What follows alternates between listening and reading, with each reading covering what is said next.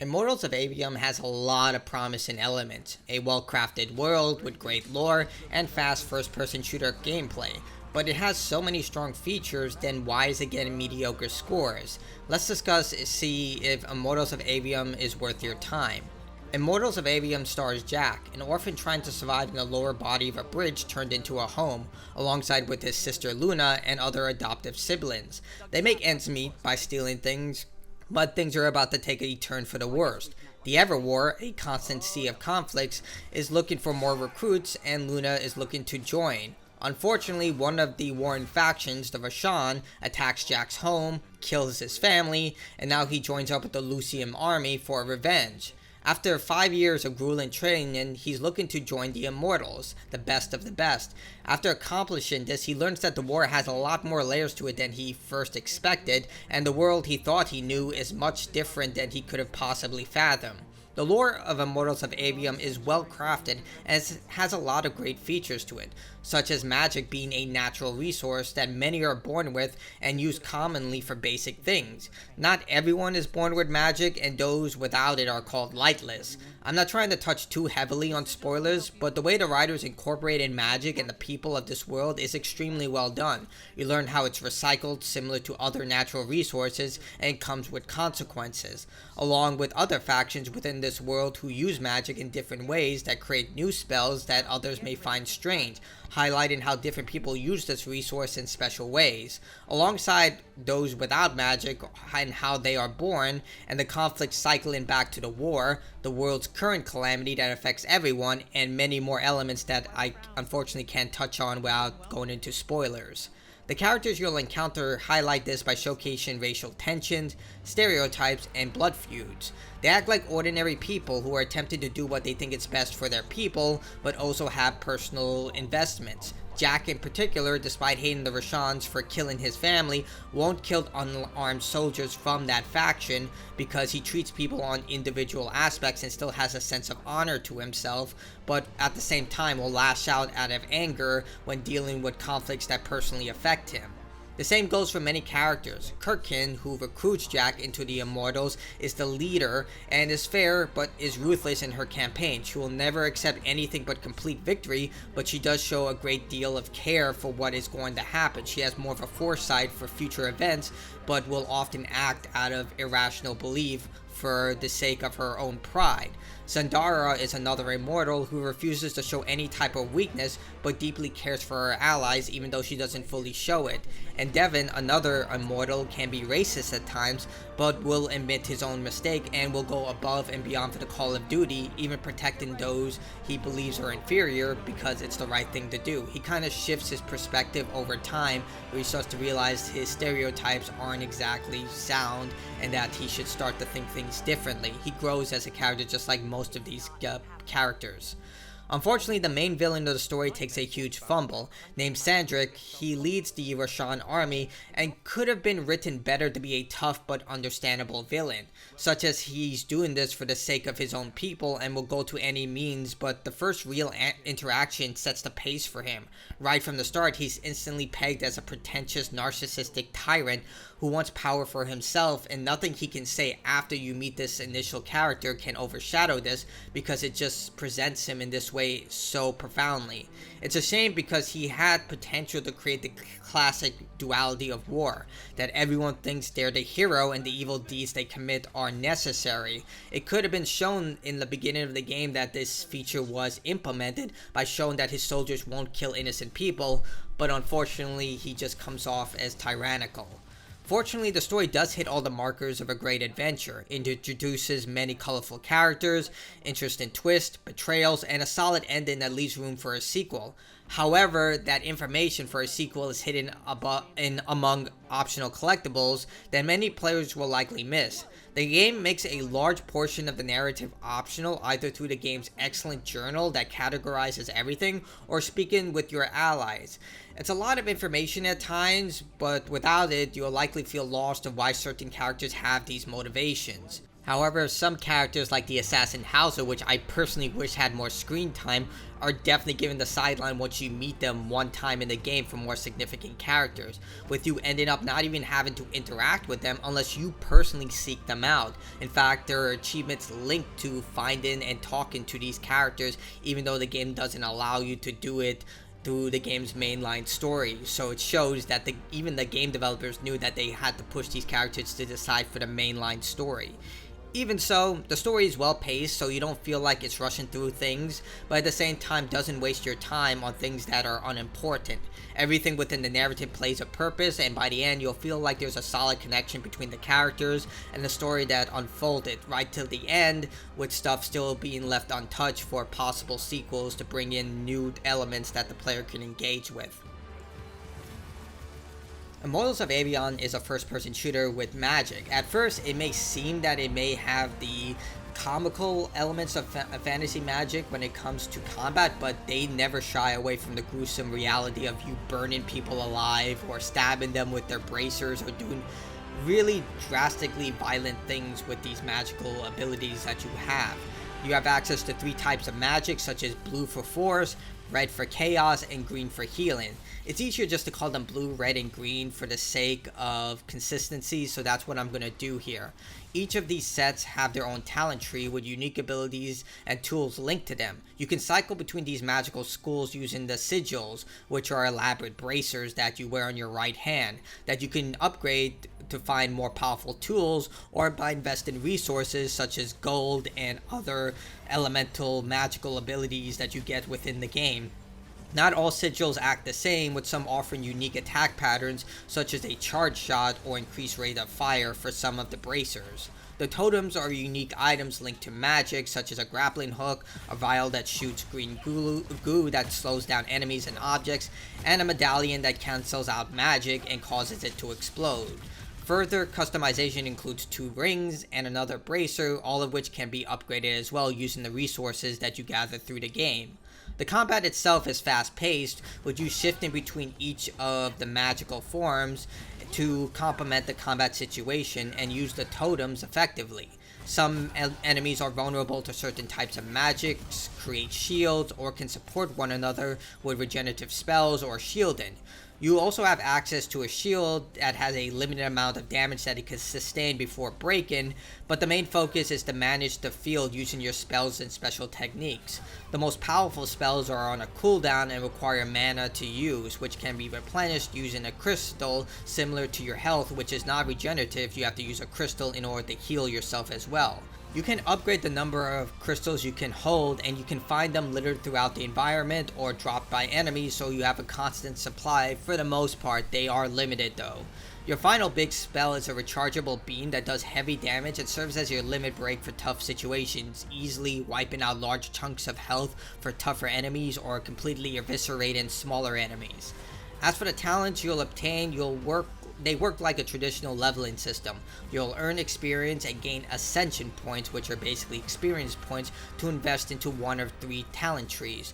You cannot get all the skills by investing in one tree, with some skills requiring you to invest into other trees before they become unlocked. The issue is that when I completed the game on my normal playthrough, I didn't have enough to complete a single tree. You would assume this would encourage players to engage in the optional content, but most of it rewards the players with gear and small amounts of experience. You really need to grind experience, and even after completing the game on Immortal difficulty, which is the hardest mode, the game's 6 super bosses as well, I still didn't have enough ascension points to complete a single talent tree, which was very annoying. Worse is that the game has this weird achievement tracking system. There's no new game plus, but it treats every new profile as an extension of the first, meaning if you beat the game on normal in your first playthrough, you're locked out of the Immortal achievement, but the game will track every other achievement, such as killing enemies or collecting lore documents, as an extension of the first playthrough. It's almost like they did have a new game plus planned, but they canceled it and they left the code in within the game, which is causing this issue. This can lead to further problems as puzzles failing to register certain attacks, locking you out of 100% completion. As when I played on Immortal difficulty, some of the puzzles would simply not act as they were supposed to on my original playthrough. The combat itself is fun and engaging. I loved it. Shooting is nice and snappy, and the various spells make you feel powerful as you gain access to more abilities. On occasion, you'll even team up with allies who fight against the NPCs effectively. I really wish that more developers will do this. Like, the only other game I can think of is Halo Infinite, but thank God the NPCs aren't just bullet sponges who just are there to take damage. They actually take part in the battle and can serve as effective distractions while also taking down enemies. You're given a decent stream of enemies that highlight the various opponents of this war, from the local wildlife, corrupted creatures, soldiers from varying ranks, and a race of people that can absorb magic. I won't say who they were because it's spoiler territory. Each enemy requires unique tactics to take down, from the basic enemy to the more advanced soldier, with the soldiers in particular acting with great synergy. They'll put up shields for allies and get behind them, activate regenerative spells for one another, add armor, use health crystals, and generally act like they're brothers and sisters fighting in this war. It's actually extraordinary. Some enemies can be very annoying though, such as the higher ranks, which have annoying abilities such as teleporting and extremely high health pools that can make them feel bullet spongy. The wildlife is a lot more basic and acts with traditional predatory attacks. They'll often rely on their numbers and avoiding damage rather than trying to deal damage using the same array of attacks, such as a poison attack that slows you down and causes damage over time. As for the magic absorbers, they're meant to be avoided or used in combat puzzles, as you can stun them by overloading them with magic. The issue comes from the endgame content, where the developers increase the difficulty by overwhelming the player with lots of enemies, basically the retro game philosophy. Even the game's super bosses are just more aggressive versions of existing enemies with a lot more adds and extreme health pools. In the core campaign, the enemy variety was healthy, but during the endgame content, you're just dealing with the same enemies in larger amounts, and it can become very frustrating, especially if you're trying to 100% the game, seeing that you'll just have to deal with more enemies at an increased rate, and it's really just artificial difficulty. The boss encounters are thrilling, whether they're mini bosses that get added to the game's enemy pool or full-on unique encounters. The developers definitely ensured that these fights were cinematic affairs. I sound like such a boomer here, but I miss the days where games ended with massive boss fights and they weren't just something that were nice surprises. Now these developers decided to go against that and actually put super cool boss fights, especially the final boss fight, which is this giant, huge, incredible affair. I won't show it, but they definitely end the game on a high note, and I love when developers do this. The 11 unique areas you'll explore all have distinct themes and elements that help complement them to the narrative, world, or even the Everwar. Each one has a semi-open aspect to it, with various fast travel points and Metroidvania locked areas that you gain access to as you gain more abilities. I was always excited to see what was next and how the areas would bring new things to uncover, combining a healthy collection of combat, puzzles, and platforming. Regardless of what area I was in, you're guaranteed to find something new and diverse about the area. After you complete the 8 to 10 hour campaign, there is a ton of optional content that you can engage with. The map does a pretty good job of showcasing where these locations are. If you are in the general area of where they're located, it'll be automatically marked on your map, and the map is pretty good at marking significant locations. There's a ton of gear, but a lot of it will likely be turned into resources because the main campaign gear easily overshadows much of the optional stuff. Instead, you'll likely deconstruct these items to upgrade your current equipment, which is great since you'll need a lot of resources to fully upgrade your legendary gear, and since gold and other items are finite, this is a great way to just power level your gear. The only gear that I found that was better than the main campaign items were the ones given after defeating the 6 super bosses, which means that once you beat the most powerful enemies in the game, any other gear that you obtain is basically useless. The puzzles that often surround these chests do offer great variety to the gameplay and often highlight your various abilities in new ways, such as the grappling challenges and timed chests. Now, I'm not sure if this happens to anyone else, but for me, after I played through the game on Immortal difficulty, I encountered my fair share of glitch puzzles that completely ruined my desire to continue forward, because some of the puzzles just simply didn't act as they did in my original playthrough, and then vice versa. So I'm not sure what was going on here. There are many issues that they have to resolve, but for some reason, some of these puzzles will glitch if you play the game again on a different difficulty. Now, I did have issues with the game's controls. PC players will likely not have this issue because they'll just remap buttons, but for controller users, expect to use your mana crystals unexpectedly, since the X button is mapped to both interacting with objects and using the crystal. The other issue is you cannot select the exact magic you want from the 3 options. You have to cycle between the bracers. This can be resolved easily, but when you're choosing the wrong one in combat, it can become problematic, especially when the bracers kind of look the same. Towards the final set of bracers, the most powerful options, they don't really showcase the highlighted colors such as green, blue, or red. So if you think you have green, it could be blue, so that can come out as well. Another problem that I did have is when you die, the game has a delay between your death and the death screen. It's kind of like a freeze frame, meaning you have to wait an additional 2 seconds before you can restart. I kind of wish this was a little more instant. I know that seems like get good situation, but if you die, you shouldn't have to be punished with an additional 2 seconds before the screen pops up that gives you the option to restart. Another major problem is that you can't select talent points or swap gear within combat. Not sure why this is a thing, but it is a thing. But overall, I'm satisfied with the gameplay. It's fast-paced, great combat, they mix together platforming and puzzle challenges effectively, and for the most part, it's a really meaty game with a lot of great content from start to finish, with a grand final boss that really brings together all your skills and talents, and especially the camaraderie that you'll have between one of your more significant allies. So I thought the gameplay was really solid, and it was incredibly creative. To use magic in this first-person shooter style of gameplay while still maintaining the brutality of how using like flame and these different types of abilities would be so effective. I thought it was brilliant, and how they incorporated it into the world's narrative.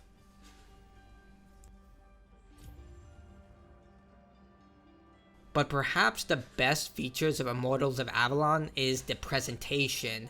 The game sounds incredible, the musical score is brilliant, the voice acting is top notch, and the overall detail of this game is fantastic. You can see that the developers went above and beyond to ensure this world feels alive. A lot of this will be, go unnoticed by the player base, but if you take the time and look around, you can see NPCs walking around, dealing with their own situation, looking at war maps, conversing with one another, shopkeepers selling things. It's just such a brilliant composure that make this world feel alive, that it's inhabited by these people who are living in this war-torn landscape and just trying to go about their lives, while the soldiers are trying to decide what they're going to do next to try and survive the next encounter.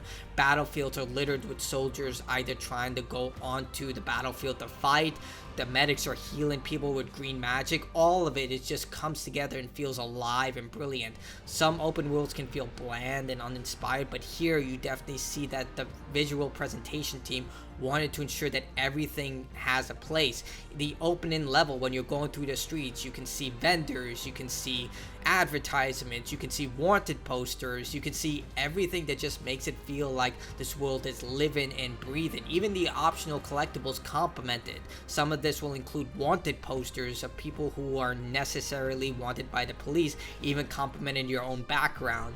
So I just thought it was absolutely amazing that they went such above and beyond to make sure this world just feels alive, and it's incredible work. Like, I have to give the team credit for this. It is amazing, and they deserve every bit of credit for this. With everything I stated, it seems that Immortals of Avalon should be a massive hit. It should be within the 8, 9, or even 10 range of scores, but it's not. What's wrong with it? I would stem that the biggest issue is that there's nothing truly unique about it. A lot of the elements you can take from other great fantasy games and franchises and basically link it to them. Not to say that the game isn't great, I really like the story, But looking back at it, even though it was fun and I loved the narrative here, nothing really stood out as something that really is groundbreaking, unique, or can be linked to Immortals of Avalon that's truly something that players will reminisce about. It doesn't also help that many of the game's issues stems from preventable issues such as glitched puzzles, recycled enemies, or the super boss encounters just being more powerful variants of existing enemies. As a completionist, I'm getting increasingly annoyed that more games are released with broken achievements or issues that prevent players from 100% in these experiences. It also doesn't help that this game would have greatly benefited from a New Game Plus. Like I stated earlier in this review, it's clear that that option was going to be in this game based on the issue that's present where when you start a new game, that achievements still track despite being a new profile or even a chapter selection. Lastly, it's the large selection of repetitive content where the rewards are often items that have already been outclassed by story progression gear. Say what you will about Ubisoft games, but the repetitive content from modern-day Assassin's Creed, Far Cry, or Watch Dogs games flows into the next objective easily, so you have a rhythm going. Here, it just feels very separated since you need to head through portals to access the fast travel system, and much of the side content leads to dead ends, which require you to backtrack a lot in order to get back to a certain area. As I stated, if you run into a glitch puzzle, you're basically screwed and there's nothing you can do about it. And I would say a lot of the game's foundations that are problematic here, whether it's the preventable issues or the tedious optional content, can be resolved in a new game. It just reminds me a lot of the first Assassin's Creed or Watch Dogs, where Ubisoft took all the criticisms from those games and the sequels were vastly superior in every way.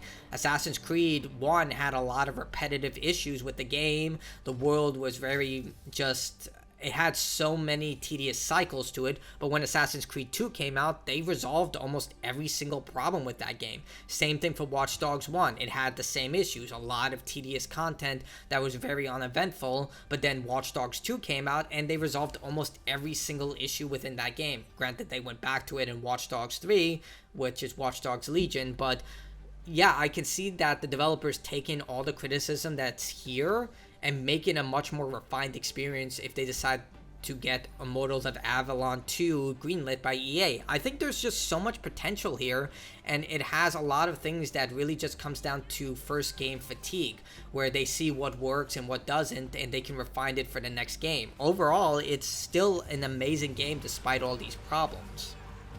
Immortals of Avalon is an excellent fantasy first-person shooter. It's incredibly creative with its gameplay aspects, and what it does right is absolutely amazing. The world building, the lore, the gameplay, and the overall narrative are an excellent experience for those who just want to experience a fun fantasy game. The issues come from preventable problems like the glitches and the large amount of tedious endgame content, which a lot of players who just play games from start to finish likely will not even engage with. Personally, if I had a choice, I would have cut out half of the optional combat and platforming challenges, and even the puzzles and story, and focus more on the story-based content, even if that meant only an additional 1 hour story content or one more unique boss encounter, especially since many of the rewards become unnecessary once you finish the last third of the game, where none of the gear you'll get from the optional content, with the exception of the super boss encounters, are viable options. I do think that Immortals of Avalon should be given a lot more credit than it's getting. Clearly, the developers cared about the world that they were building here, and the game is an outstanding fantasy experience with a lot of creative first-person shooter combat. If you have the chance and you want something new to experience, I would absolutely give this a chance. It's a brilliant game, very well done, well crafted, and it's clear the development team behind it had a passion for what they were making here. Even with all the shortcomings, I would still give this game the highest score I could possibly give it, and hope that more people will give it a chance. Attacked, and everyone here has survived those stories. But there are so many that didn't. Too many. Their names fill the walls of this place. No more names. No more names. May all of Lucium honor yours until the end of days.